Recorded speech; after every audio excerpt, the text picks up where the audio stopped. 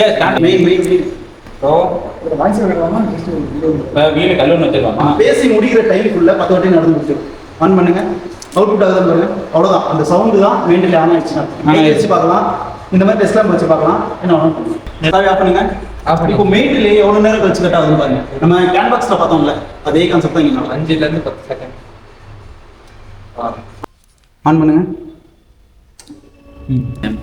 Tick அடிக்குது. சரி கை வச்சுக்கணும். இது ஒரு 10 செகண்ட். இந்த சவுண்டு வைப்ரேஷன் ஆகிற மாதிரி சவுண்ட் கேட்குதா? இது வந்து டீசல் சர்க்குலேஷன் ஆகுது. இது ஃபியூல் பம்பில் இருந்து ஃபில்டருக்கு வந்து ஃபில்டரில் இருந்து டைரெக்டாக ஹை ப்ரெஷர் பம்பு அங்கேருந்து நாசு. எனக்கும் கொஞ்சம் கண் பார்வை பால்ட்டு கம்மி தான். காற்று வெளியே இருக்குதா உள்ள தள்ளுதான்னு பார்த்துக்கோங்க. இது தள்ளுறது தான். நமக்கு எந்த பக்கம் காற்று போகுதுன்னு தெரிஞ்சா